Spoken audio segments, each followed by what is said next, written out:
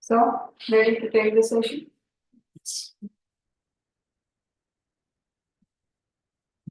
So, last time we have discussed two theories of motivation, Maslow's need hierarchy theory, where Maslow has given 5 sets of needs, and according to him, each need arises, and accordingly, the manager will have to understand at what level of need the concerned person is and what motivational techniques should be used to fulfill or to satisfy those needs.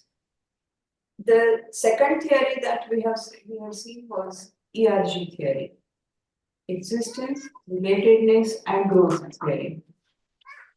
So it is based on Maslow's need hierarchy theory, but it has concised the needs into 3 categories, and we have seen that how the ERG theory works, and existence, relatedness, and growth needs of the individual, they need to be understood.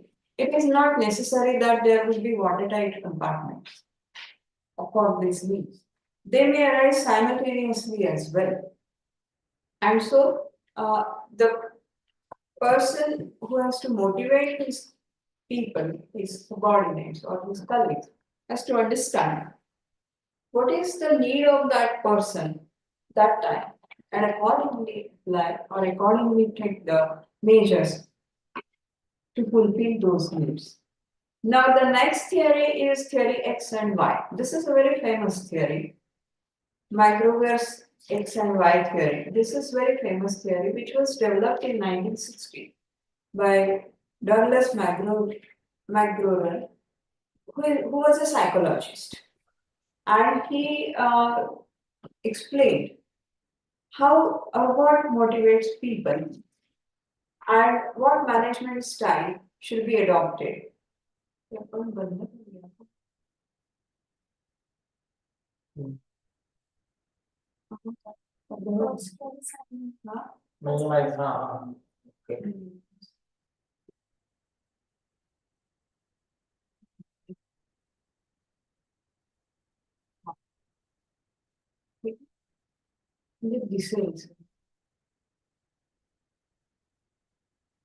So, the management style of a person, of a manager, will depend on what motivates his people.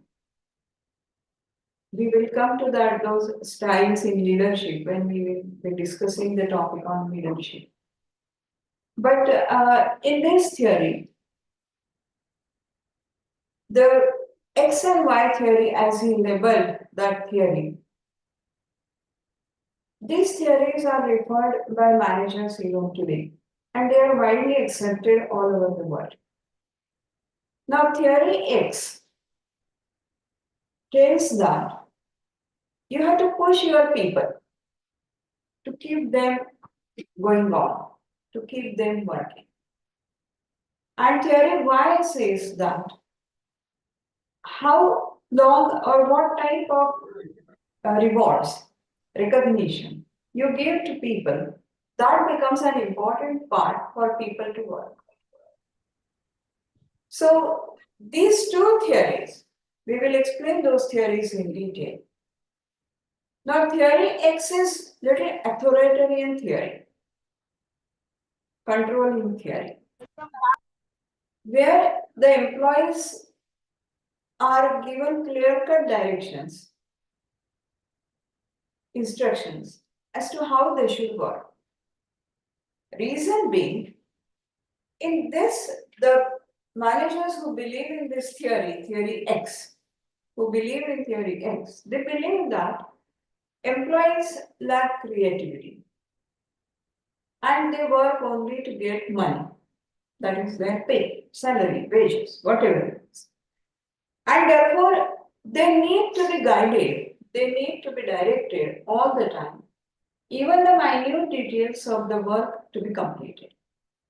And so, as I said, that this is an authoritarian style of management. So, the manager or the person who believes in this theory makes certain assumptions about employees.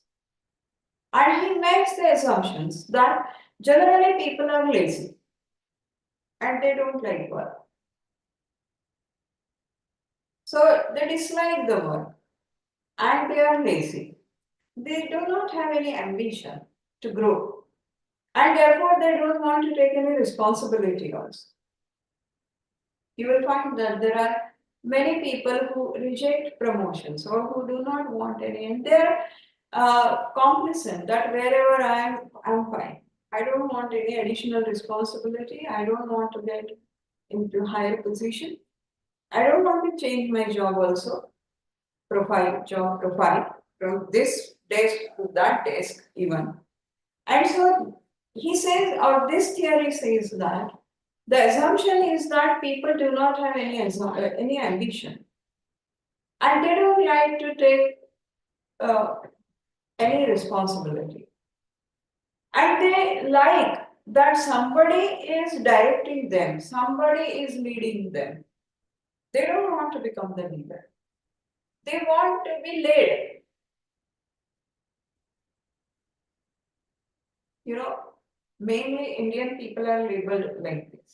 They like to be led. Instead of taking the responsibility, you tell me what I should do. That is the psychology of the employees. That is what this theory assumes, or this kind of management style assumes. They are self-centered and complacent, as I said, that whatever I'm getting my salary, I'm happy. What happens to my organization? I'm not concerned with that. I should get salary, my job should be stable. That's all.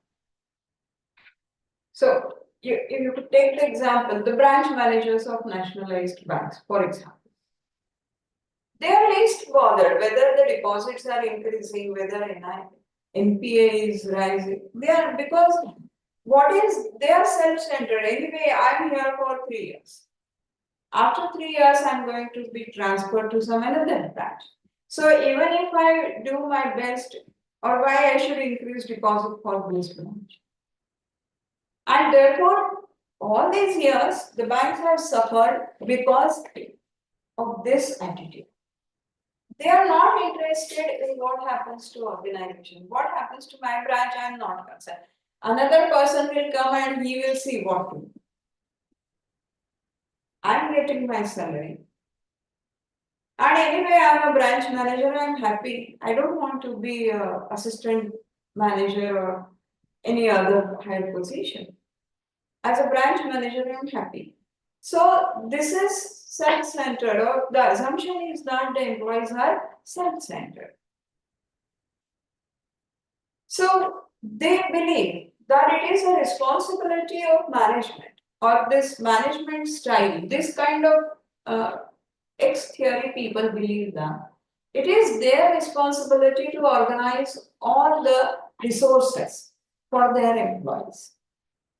So employees lack creativity. Once you accept this fact, then if you have to make available certain resources or you have to find out some alternative source of that resource, employees also feel that it is the responsibility of the manager, and manager also feels that it is my responsibility because they are not creative.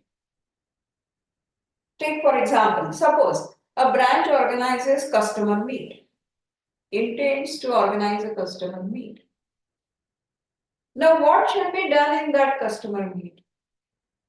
How many customers to be invited? Where the customer meet should be? Whether it should be in the branch or some outside place. Whether at a particular time the customers are to be invited, or you give an open timing to customers that come between 11 to 5 anytime.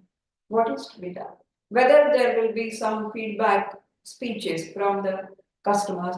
Now all those details And for this, what resources are required? So you need money, you need manpower, you need creativity so that the customers are interested in attending that customer meet. So you have to make that program novel. How to make it novel? So theory X manager. Yes. Theory X. They believe that all this is to be done by branch manager and the employees are not concerned with this. And employees also say that you tell us, sir, what is to be done. We will do accordingly. Sir, no responsibility. If something goes wrong, you are responsible. I'm not. Whatever you told, I did the same. So, resources, to make available resources, again, is the responsibility. So, you have to control your employees. What is the psychology in this particular theory? That I'm a manager and I have to control my staff. I have to see that they put in all efforts. I have to motivate them. So I become more important. I become instead of we, important. And so, according to the organizational needs, I have to modify their behavior. So he takes the entire responsibility and he feels that employees they are not interested, they are lazy, they don't want to work, and therefore I have to leave them to work for the achievement of the organizational goal. So it is necessary for the employer or for the manager to intervene so that keep on working.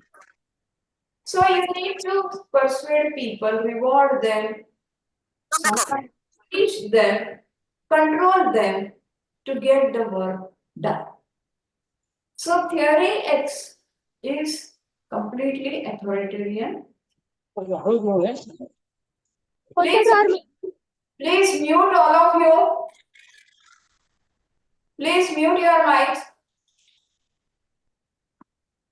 So this is about theory X. Now, completely contrast to this is theory Y. This is a participative management theory. The style of management is such that the manager believes that the employees are self-directed and self-motivated. And therefore, they will work on their own to achieve the organizational goal. So when the goals are to be set, they are to be set together by the manager and the employee. So this becomes a participative management style. So this theory believes that people or the employees, they enjoy their work, they like their work, and they want that my organization should succeed. And so this theory makes certain assumptions. Just as theory X makes assumptions, theory Y also makes certain assumptions. So they say that inherently it is not like that, not the people don't like work. They like work, they are creative, they are self-motivated. And a person likes to work with greater responsibility. Many a times you will see that in our schools, there is on Teachers' Day, the students are made teachers. Why this concept has come? This concept has come because from the childhood, the student should learn to lead, take the responsibility. They should inculcate that habit of taking the responsibility. Mostly what happens, we shirk the responsibility. Even if some accident is there on the road, we just overlook and go on. I don't want to take it. I don't want to take that responsibility. So that is theory X. But theory Y says that it is not true what theory X says. The truth is people like responsibility. They like work. They are self-motivated. And theory Y says that their achievements and their rewards. What is the correlation between these two? That decides whether the person will be motivated to work or not. So how much I am putting in or what efforts I am putting in and what reward I am getting for that. So reward necessarily is not in the in terms of money. It may be satisfying ego. In front of all the employees, the manager says, well done. Even that much is enough for some people. And so these are self-actualization. I am happy whether somebody gives me reward or not, but I am happy that I have completed the work very well. This is self-actualization. Whether others praise me or not is a different story. But I am satisfied. I am contented that whatever work I have done it with best of my efforts.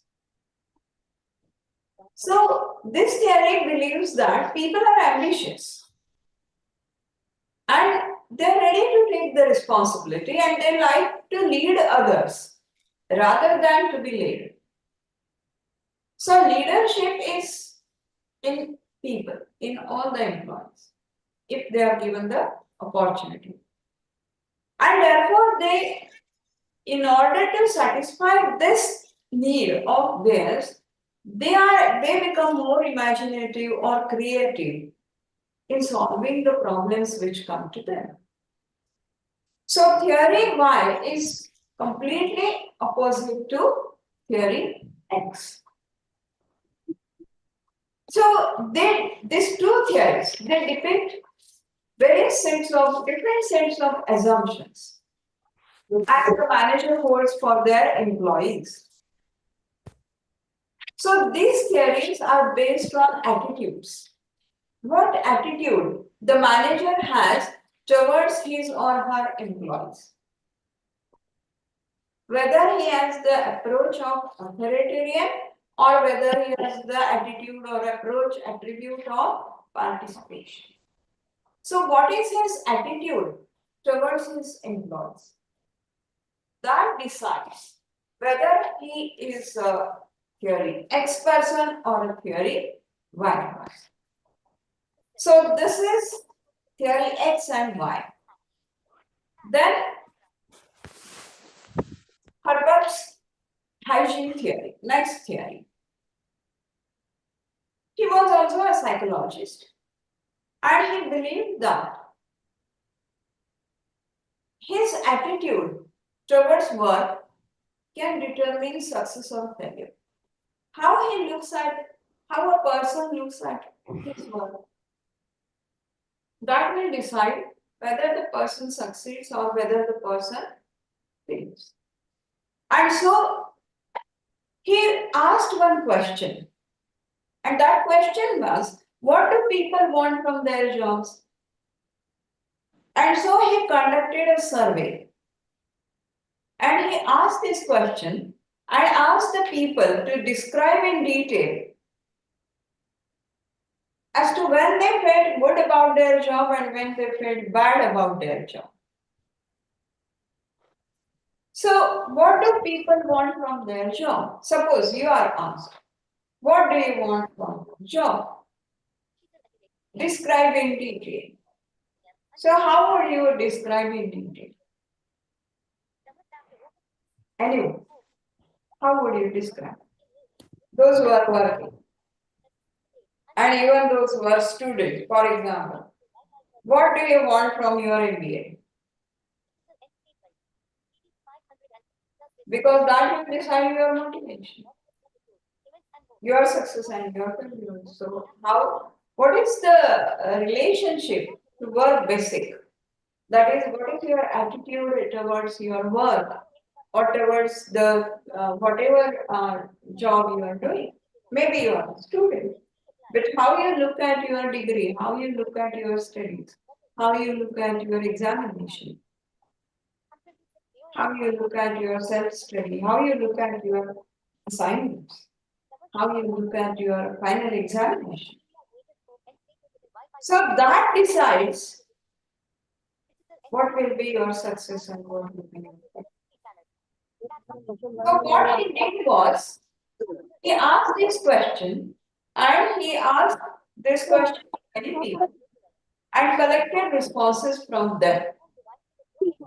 And then by analyzing those responses, he has given two-factor theory of motivation, or he calls it as motivation.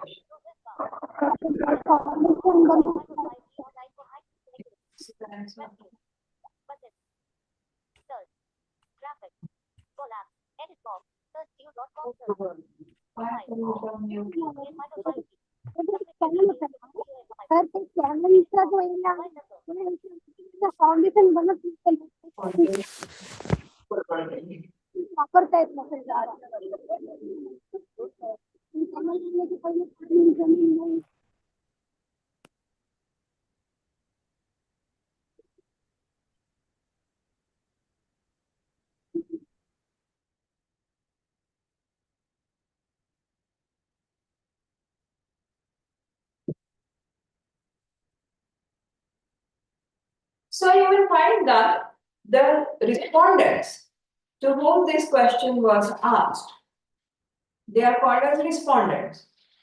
Now these respondents who felt good about their jobs, they mentioned some intrinsic factors. We are saying intrinsic motivation and extrinsic motivation. So they mentioned some intrinsic factors. These were whether they have any opportunity to advance, to get promotions, or to get growth in their job, whether they get recognition, whether they get responsibility. And this led in all to the what we call as job satisfaction. And so some respondents, they attributed these factors to their situations, why they are satisfied in their jobs. And those who are dissatisfied in their job, they gave extrinsic factors such as my supervisor is not good, my pay is very low, company policies are not good, or work conditions are not good.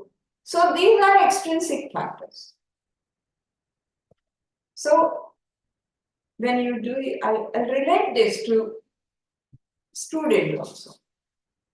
So when you do your project work,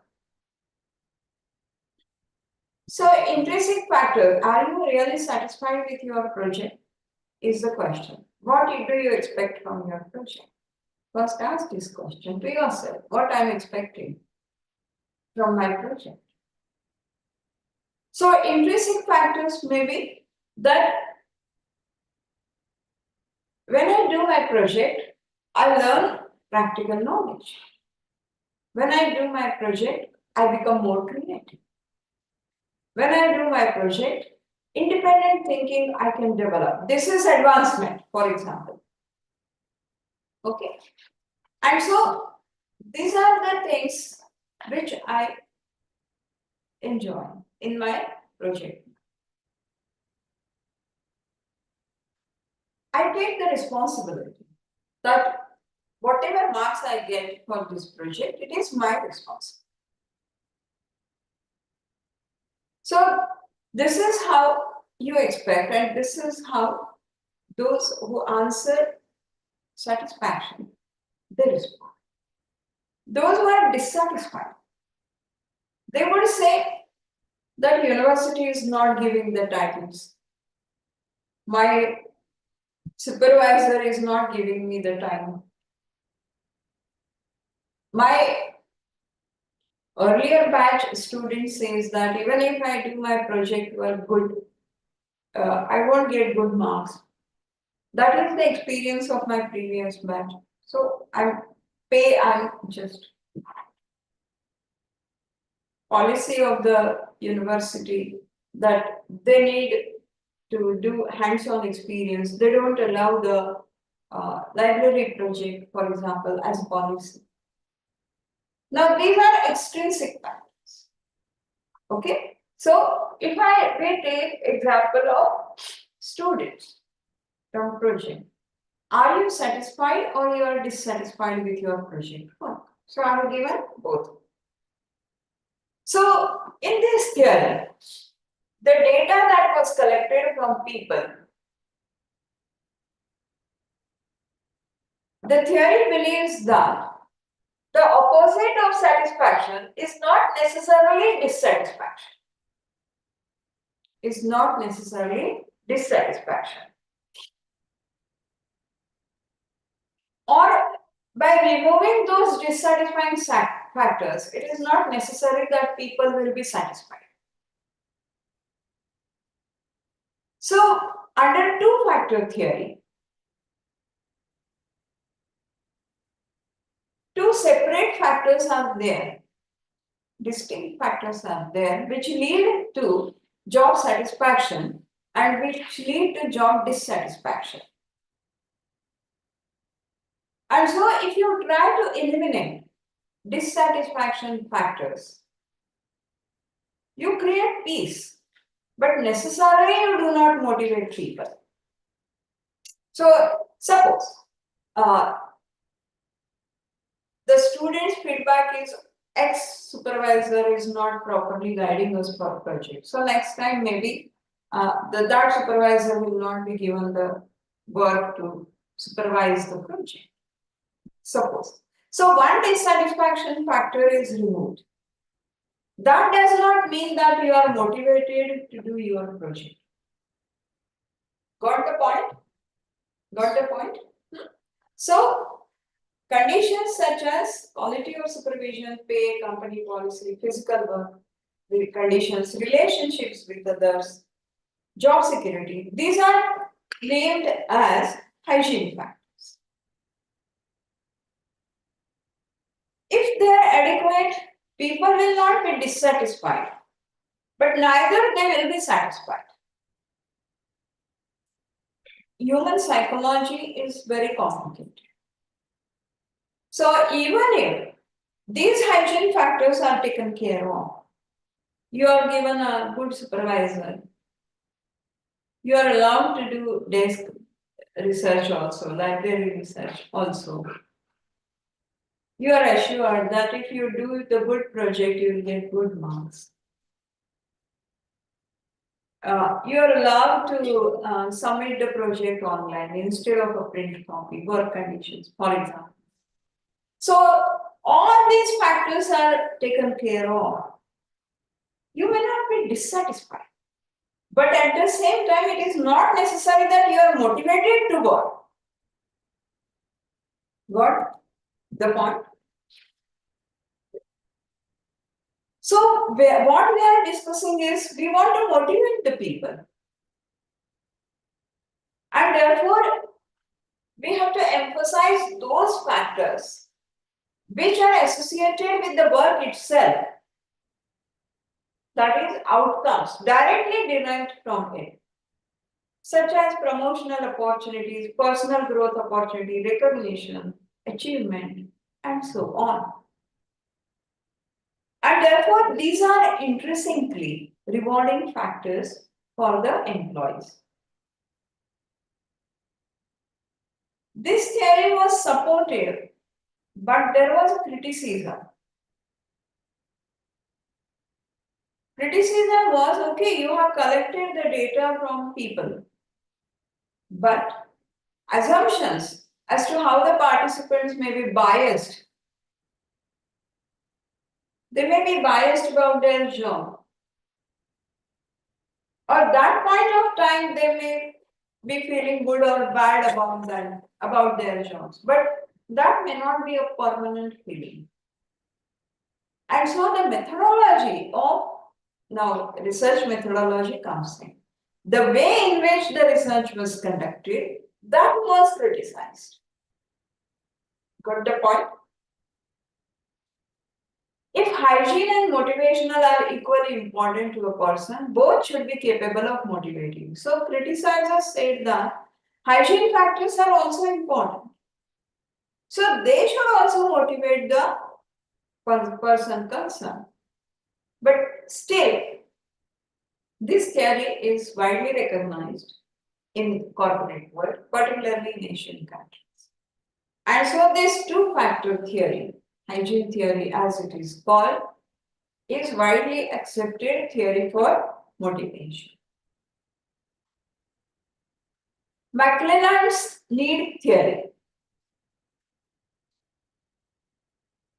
Now, this theory, if we compare that to Maslow's hierarchy, then mostly these two theories are similar. Like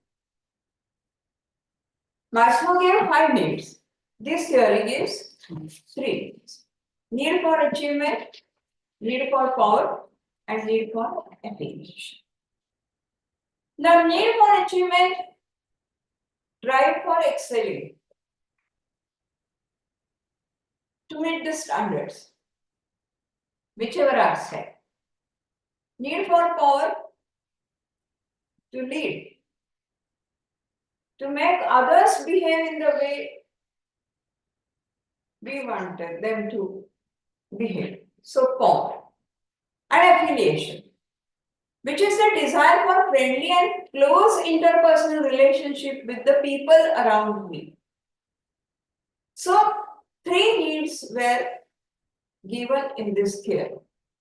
Need for achievement, need for power, and need for affiliation. Now, most of the research was done or carried out on need for achievement, the first need. And the researchers, they have found that high achievers, they perform best when they perceive that probability of success is 50-50. So, whether you will succeed in that particular venture or not. So, if there is a 50-50 chance, they are motivated. So, these kind of people, those who have the need for achievement, they dislike gambling. And they get no achievement satisfaction that comes purely by chance. So if somebody says that, okay, this was by chance that you got this success, they don't like it. They also dislike no odds. They want high probability success because they feel that there is no challenge to their skill. They are skillful enough. And they want to set the goals. But the goals are set in such a way that they can be achieved with little more effort.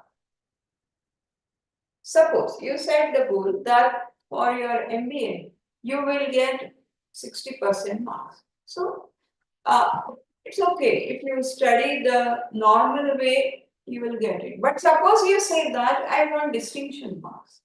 Then you have to put in little more effort. So that is your need for achievement. Clear? So that is the need for achievement. So in an organization, the worker sets the goal that in an 8 hours day, I should manufacture 15 units of product. Normally, it is 12 units, but he keeps the goal at 15 because he likes to achieve something more. He believes in his skills and he enjoys when he gets 15 units at the end of the day. So that is the goal. He stretches himself a little bit as compared to others. So as compared to other students, you have to stretch yourself a little bit to get a distinction, for example. Okay? So this is how the need for achievement works. Now, need for achievement When this is high, now this need for achievement is the abbreviation is like this, NACH. The need for achievement, those people who have this higher level of need for achievement, they exhibit more positive attitudes and they are more interested in the task which is there in their hands.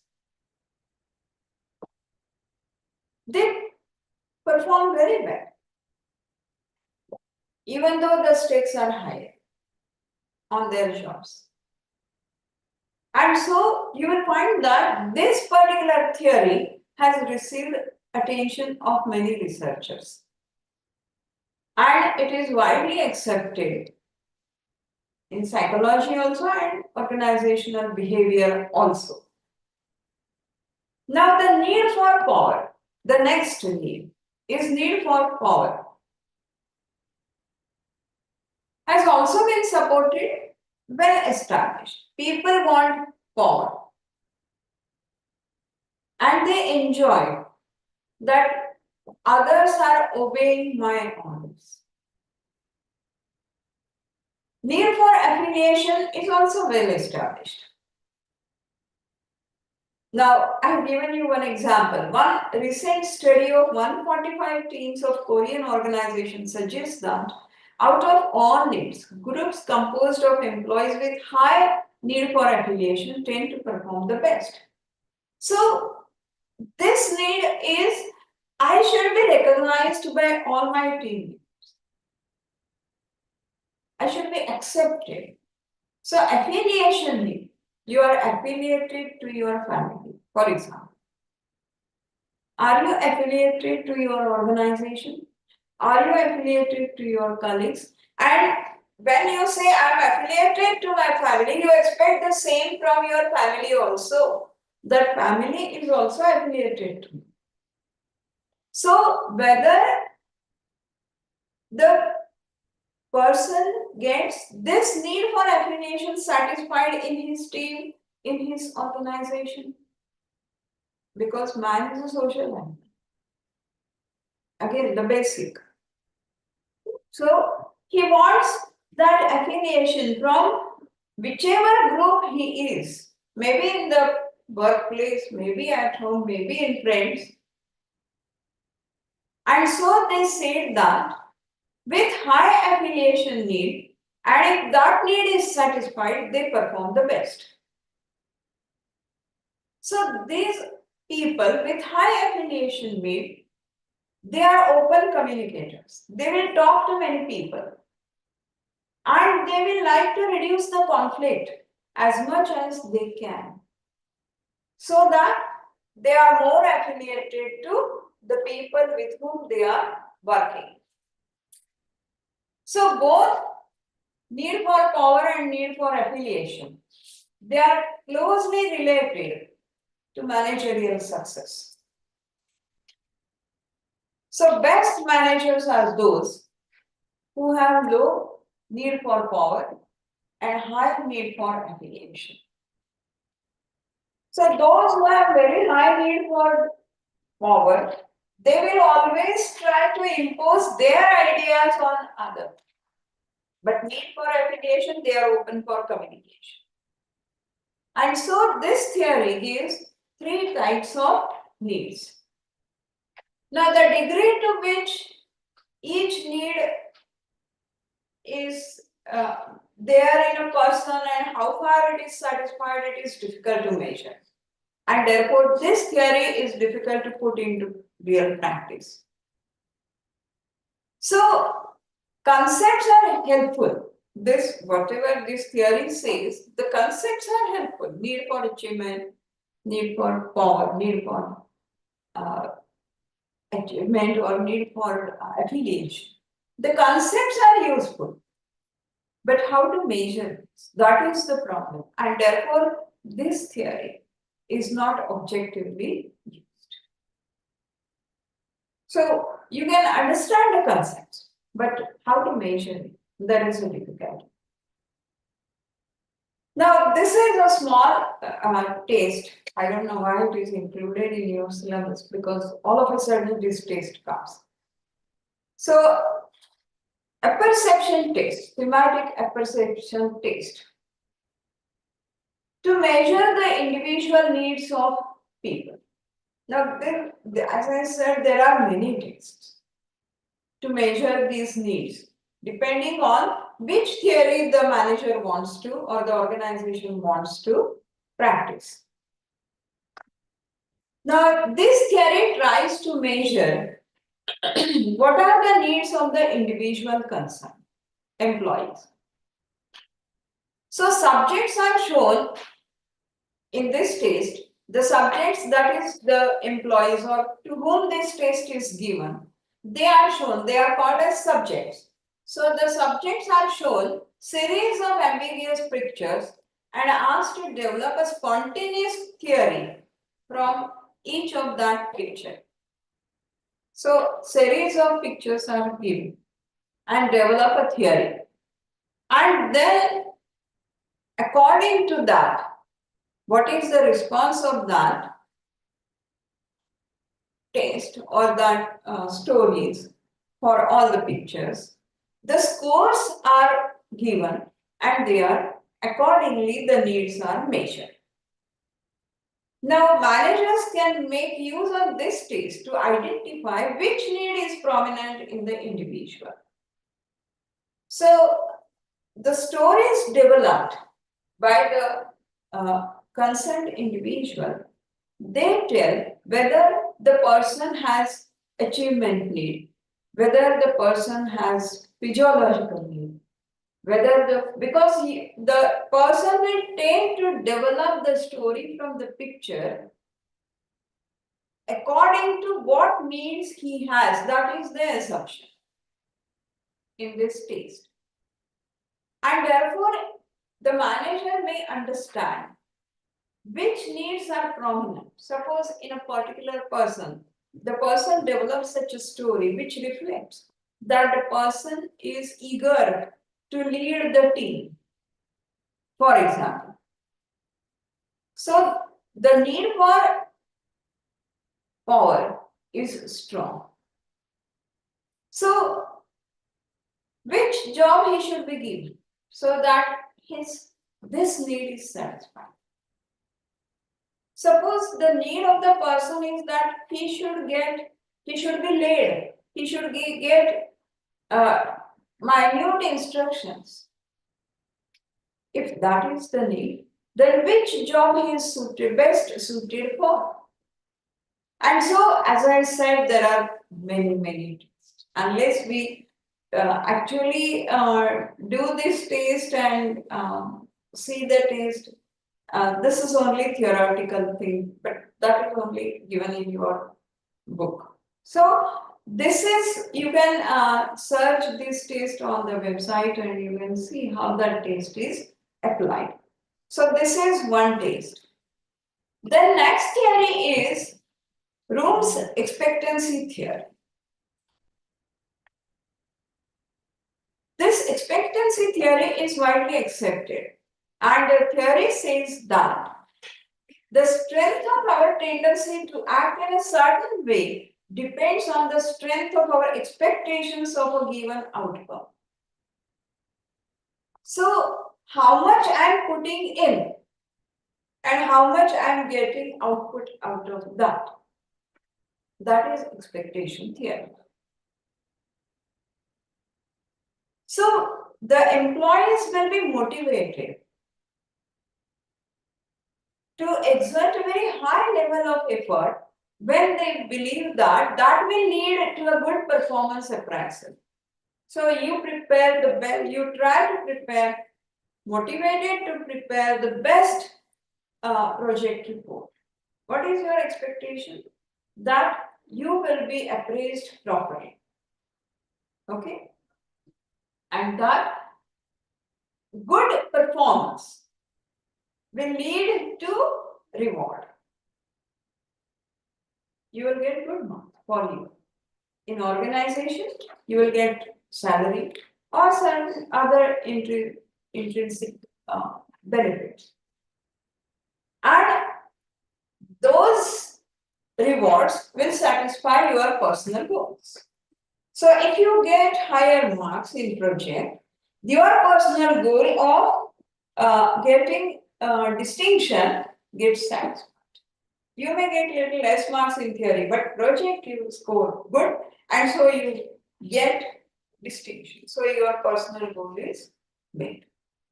Okay, so expectancy theory says that the person, whatever efforts he is putting in, he expects that he will be appraised properly and he will get appropriate reward for that. So this theory focuses on three relationships. One is expectancy. That is effort performance relationship.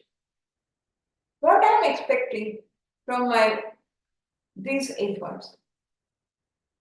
So the probability perceived by the individual that if I give more or if I put in more efforts, that will improve my performance.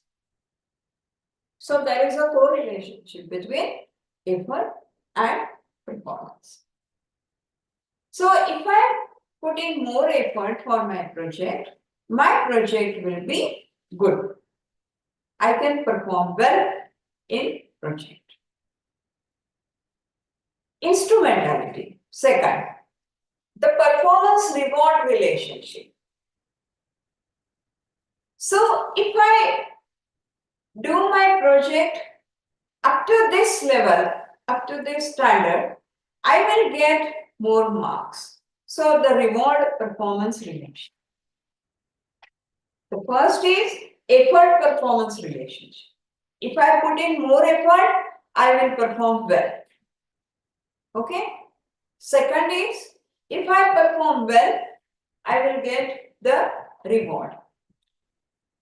Okay. This is second. And the third is balance, that is reward personal goal relationship. Suppose you put in effort, you have done the very good project. So you expect to get reward for that. But not only reward, suppose your director says that you have done excellent project, but he doesn't give you marks for that.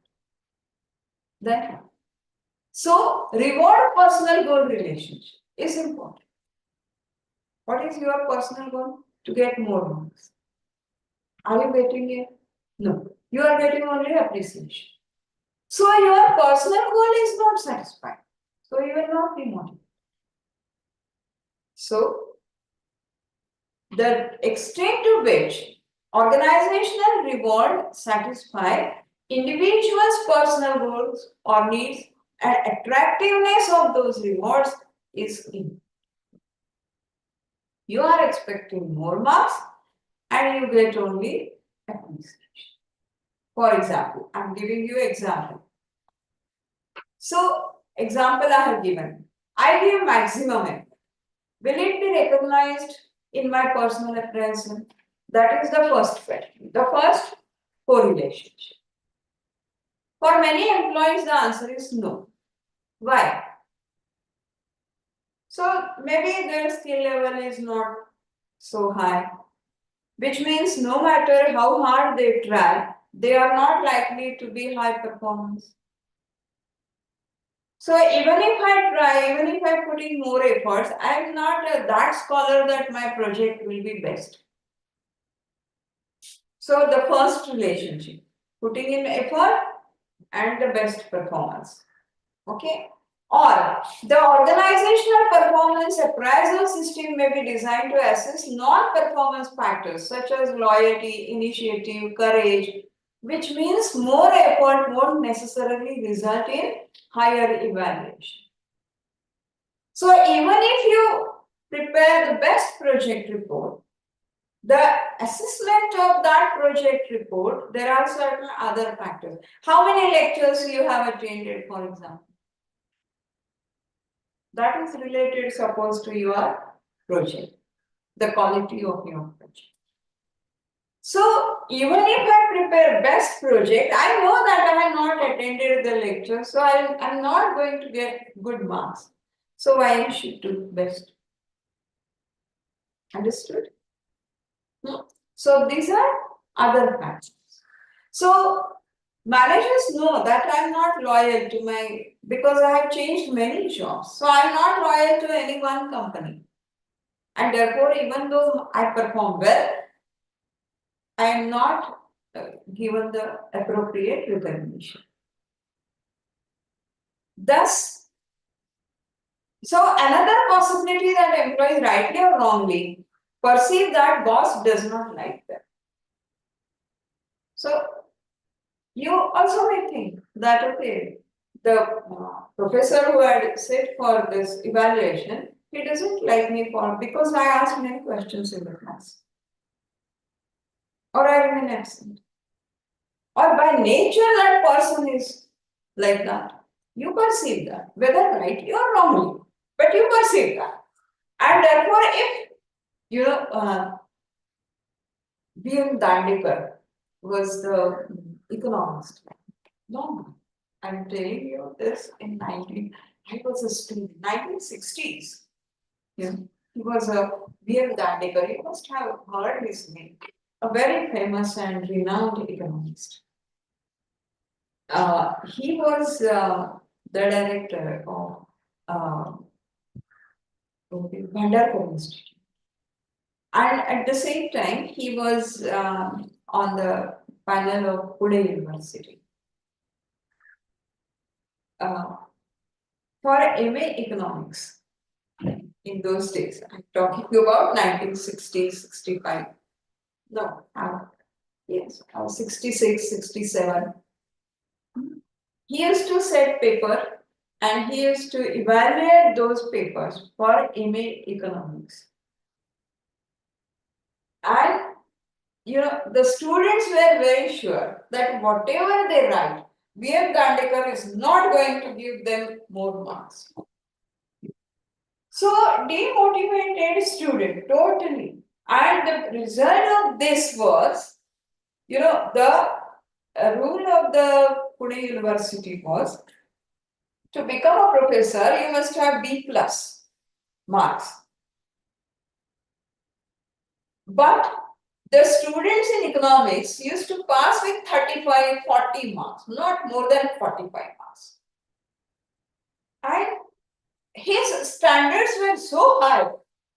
So he never liked students, the way in which they were writing and the way in which they were putting forth the answers.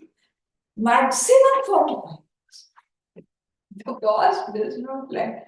He never liked the students in the sense that he had that grudge in his mind that the students are not really maybe right or wrong perception, but he had that perception that students are not studying economics the way in which they should study, right or wrong. And the student also had perception about V.M. Dandekar that whatever I study, how much I study, whatever I write, I'm not going to get marks more than 45 because V.M. Dandekar is sitting there, right or wrong, but perception. So you will find that this is how it happens. Result was that for many years, the university was not having economics professors approved because nobody got B plus. And that was the thing, And when V.M. Dandekar retired, then things moved. They were so it happens. So thus, regardless of efforts, poor appraisal, you may put in efforts, but V.M. Dandekar won't like your efforts. So some bosses are like that also. This example suggests that people will be motivated only when they perceive that a link between their effort and their performance. Okay? Second, if I get good performance appraisal, will it lead to organizational reward? Suppose my performance appraisal is good. But whether I'll get a reward for that. At the most, VM the Andekar used to say, okay, you are a better student. He would say like that.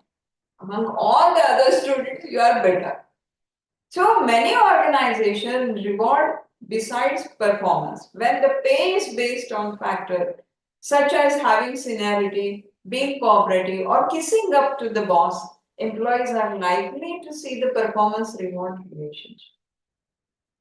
So there are many other factors also. So finally, if I am rewarded, are the rewards attractive for me? As I have given you the example, you want more marks and you get appreciation. So the employee works hard to get a promotion, but gets a pay rise. I don't want more money, give me promotion. That is my goal. Okay, or employee wants more challenging job, but receives few words of praise. So personal goal and this performance, whether they are linked up. And so you will find that some managers wrongly assume that all employees want the same thing. But every employee is different. And so they overlook motivational effects of differentiating rewards. And in such cases, motivation is not maximum. So the result was that many students, they dropped from economics faculty. Long-term effect, university did not get the good faculty members to teach economics. So you will find that in such cases. So I just shared with you this example because I have very high regards for VM Dandekar. He was really a great stalwart in economics. But you cannot judge or you cannot you judge people with your own standards all the time. So somewhere you have to, but that was, he was not ready to compromise in any case. So this is how that theory works. Okay, so expectancy, instrumental, and reward personal goal. Then the next theory is equity theory. So in this theory, the employees compare what they get from their job, that is outcome, like pay, promotions, recognition, and all these things, to what they put in, their inputs such as efforts, intelligence, their experience, their education. So I'm an MBA student, and what job I'm getting? What is the outcome? So the employees take the ratio of these two. What is the outcome and what is the input? And they compare that with others. Maybe in the same organization, maybe in some other organizations. So how much I'm putting in, as an MBA, if I'm working with an organization, my education, my experience. So though I have done my MBA this year, my experience, job experience is last 10 years, for example. So what pay or which position I should get, what pay I should get, what recognition I should get. So what I'm getting actually in company A and my friend with similar inputs, what he or she is getting in company B or in my own company but another department. So I keep on comparing these two as an employee. Then the employee believes that the ratio is equal. What that person is getting and I am getting, the outcome is the same. So if that is equal, then the state of equity exists. And the employee perceives that, okay, the situation is just. that is the company is equal to all. If that is not equal, naturally, the person perceives that the company is unjust, unequal. So, why there is inequity? If there is inequity, then why it is? So, he perceives 6 choices. Change input, that is exert less effort. If I'm not paid according to what efforts I'm putting in, I should put in less efforts. Clear? And I should put in more efforts if I'm overpaid, but nobody ever thinks that I'm overpaid. So this is imaginary situation I'm telling you, because I have never seen a person who says that I'm overpaid. You know, that Sachin Tendulkar's father, Ramesh Tendulkar, if you know him, at least you must have heard about him. He was a professor in Pune University.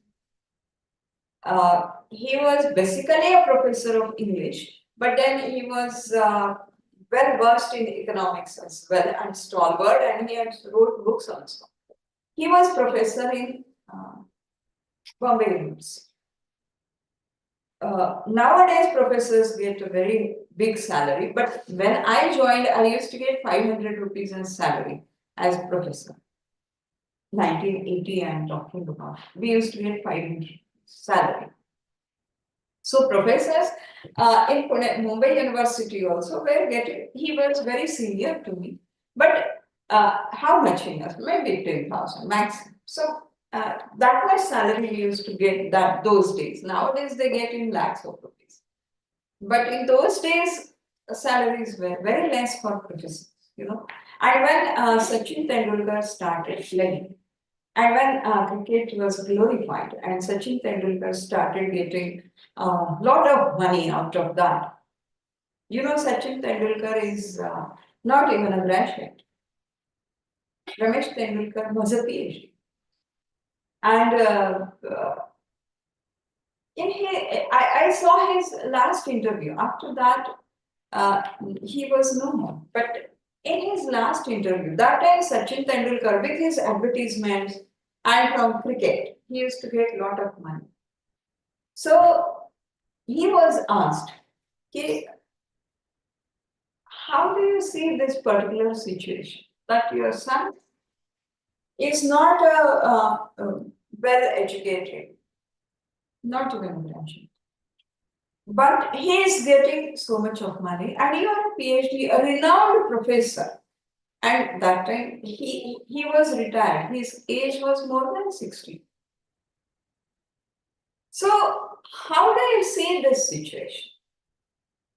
And therefore, you know, when the school teachers are paid less, they will exert less efforts. Because they see that if a college professor sees that I'm ME, for example, in engineering college, the professor is ME. He is getting X pay. His friend is ME, working in some industry, some factory. He is also ME. They are from the same batch, from the same college, almost similar marks. So everything is, he is putting in efforts to teach the students, taking the practicals and all those things. So whatever job requirements are, this person is also putting in efforts. That person is also putting in efforts. But suppose that person who is working in industry is getting double the pay of this professor. Then what is professor? So there is inequality. So he will change the input. Why I should exempt? Because I'm underpaid. Got the point? Change the outcomes. So suppose the individuals are paid, workers particularly, they are paid on piece rate basis. That is, how much units you manufacture per day. So you will be paid according to that. So per unit you will get say 50 rupees. Piece rate. That is piece rate. So suppose workers are such that they get piece rate. So they can increase their pay by producing more units, but maybe of low quality. In a hurry to give more production, they may ignore the quantity. So change in outcomes. Distort perception itself. So we have seen how the perception is distorted.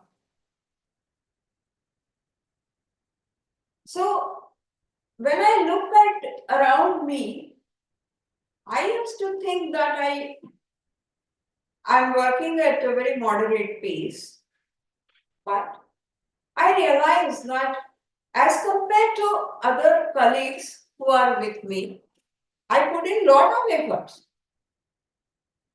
So distorted perception. And so what I do, I reduce my. So this is thought. Distort perception of others. कशाला एवढं काम करतो मी तुम्हाला उदाहरण दिलं पुतळा उभारणार. So you distort others' perception. Okay. So if somebody is putting in hard efforts, distort the perception of that person. What is the use? Why you are putting in so much? Distort the perception of others. Choose a different referent. I may not make as much as my brother-in-law, but I am doing a lot better than my dad when he was of my age. So completely different comparison. Completely different references give. की ठीक आहे मी माझ्या भावा इतका किंवा नेमण्या इतकं चांगलं नाही करत पण माझ्या वडिलांपेक्षा मी करत काही comparisons नाही actually, but take a wrong reference and put forward your view. So this is another. And last is of course leave the field, leave the job. If there is inequity, I will not work here because I am not paid well, because I am not recognized, because I don't get the expected role. So I leave the job. So these are the 6 approaches towards inequity. And therefore first, inequities created by overpay do not seem to significantly. Now this is hypothetical situation, overpay. Yes, but as I said, the professors are paid very high today. Now if you compare the salary of school teachers and the salary of the professors in the college, there is a wide gap between these two. And so inequity created by overpay. So do not expect an employee who feels overpaid to give back part of his salary or put in more hours of work. No. I'm overpaid, so I should work more, so that I should put in more work. This won't work. Not everyone is equally equity sensitive for various reasons. So all the employees may not be equity sensitive. And therefore, these type of employees, equity predictions may not be, this theory may not work. The hypothesis of this theory serves as an important tool to study organizational justice or fairness in workplace. So one of the important aspect of the culture of the organization is that there should be justice in the organization, or there should be a fairness, fair play in the workplace. So organizational justice is important, and it is more concerned with how employees feel authorities and decision makers at work treat them. So equity theory works, but it doesn't work in overpay, but it works in this, but it works with equity sensitive employees. How many employees are equity sensitive? That will decide whether this theory will work or not. Okay, the next theory is goal setting theory. Edwin Locke, he has given this theory, goal setting theory. So, according to this theory, the effect of goal specificity, challenge, and feedback on performance are very important. Whether the goals are specific. So, work is to be done toward goals is a major source of work motivation. So, why you do MBA? There is a goal, specific goal. To achieve that goal, you are motivated to do your MBA, for example. So, goals are major source of motivation to do the work. This theory, the evidence supports or suggests that specific goals, they increase the performance. The difficult goals, when accepted, result in higher performance than do easy goals, and that feedback leads to high performance that does non-feedback. So all things are important. Goals should be specific. It should be achievable but challenging, and feedback needs to be given from immediately. If the goal is achieved or not achieved, whatever it is done, the feedback needs to be given. Non-feedback will not work. Why? Specific goals, or when the goals are made specific, it acts as an internal stimulus to work. काय सगळे करतात MBA करू व बघू खरी काय होतं. Nothing will work. So there is no motivation. But there is specific goal. Why I am doing MBA? This is my goal for doing MBA. Then that is internally it will motivate the person. So that student will really attend the classes, will do the work, will study, will attend the examination seriously. But करून तर बघू गाजराची पुंगी वाजली तर वाजली. They will not succeed. Okay? And so specificity of goal, do your best, as I have told you some time back. And so they will outperform when the goals are specific. They will outperform their counterparts who have no goals. If the factors such as acceptance of goals are held constant, the more difficult the goal, the higher level of performance. More challenging the goal, the more efforts are put in and the more or the higher level of performance. Of course, naturally people accept low goals, easier goals. But once the hard task is being accepted, the employees will, as I said, easy goal, 60% is easy goal. Yes, everyone would like to have that goal. But distinction or ranking top in the university, higher goals, little bit difficult goal, but challenge.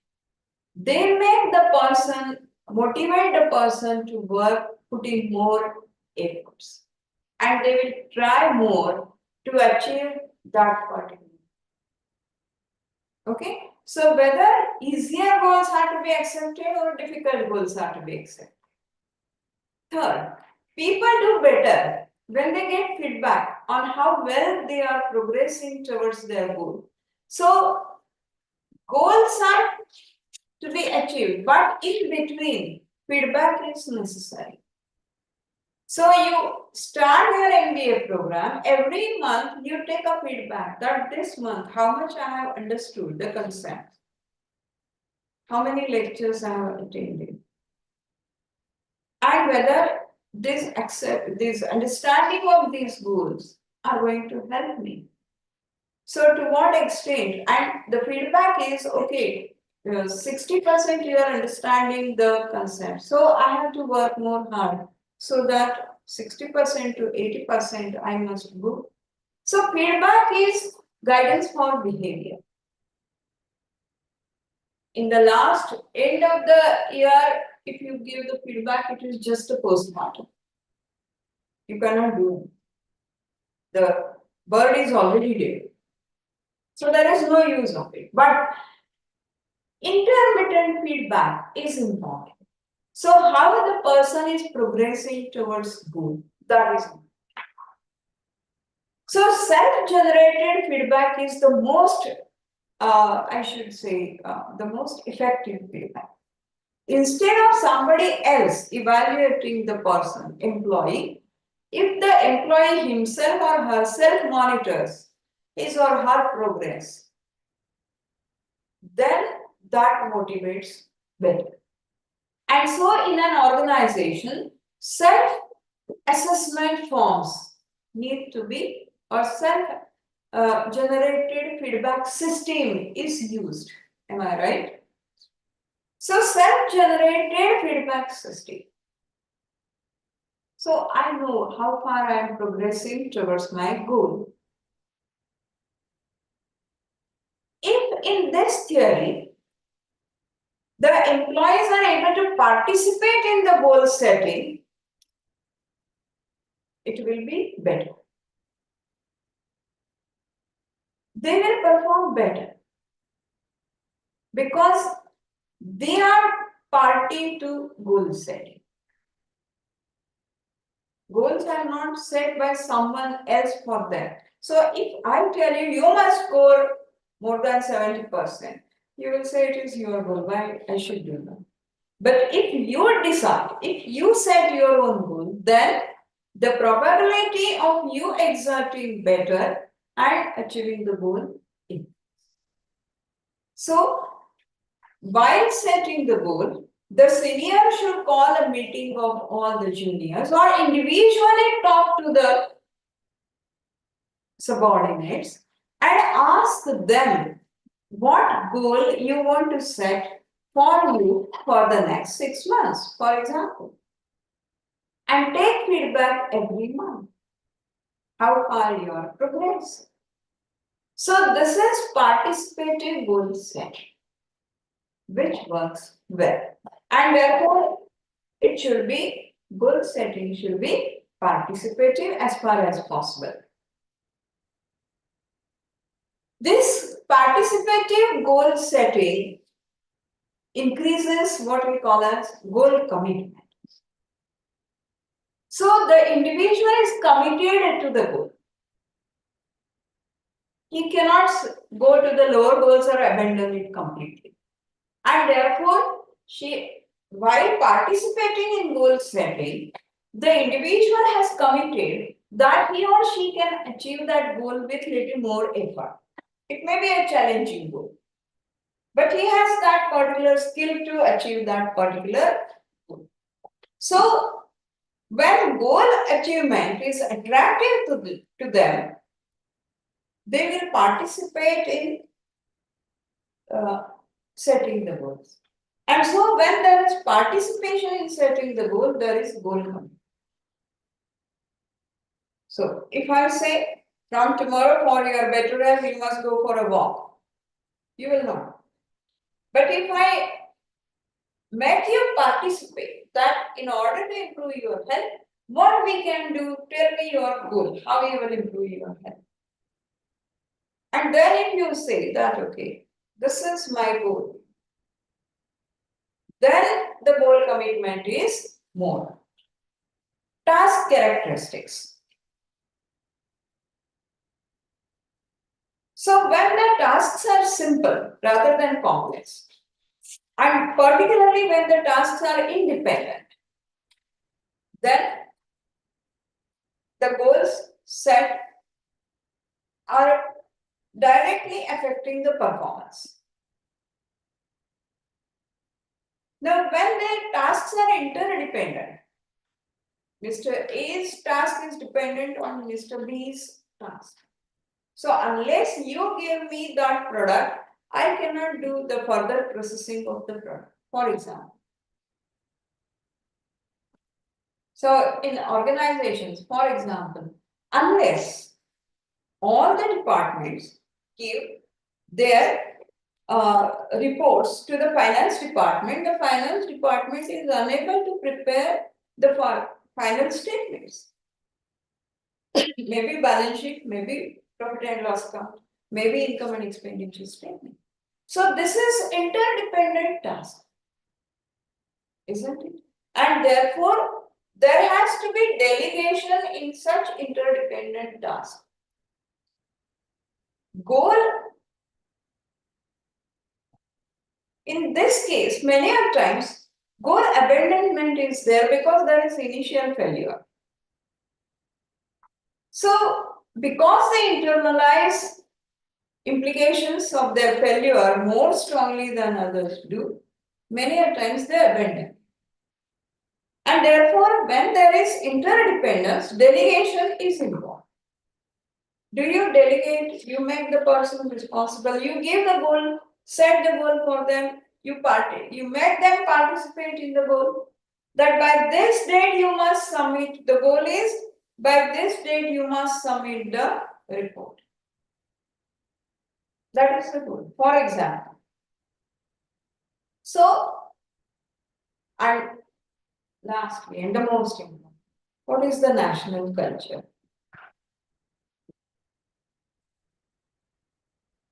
Setting the specific, difficult individual goals may have different effects in different cultures.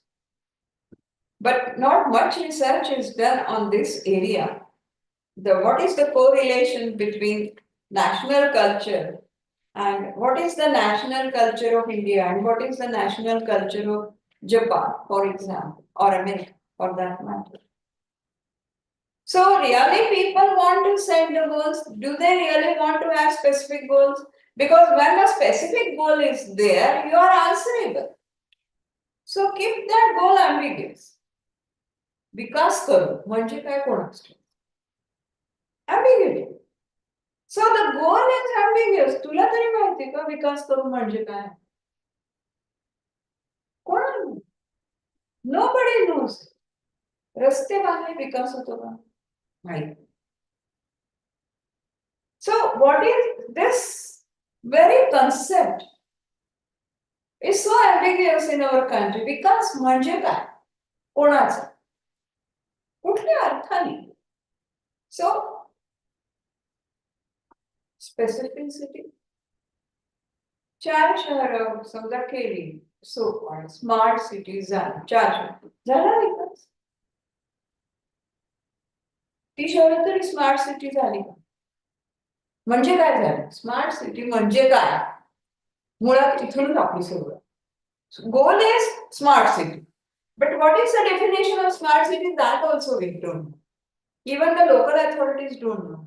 So they just try here and there, make some vehicle parking and say smart parking. Make some 2-3 roads say smart city. Because they also are not clear. So if the goal is not specific, there is no performance. So what is national culture? Now, not much research is done on this. It needs to be done. So this is all about what we have said about motivation, various theories of motivation.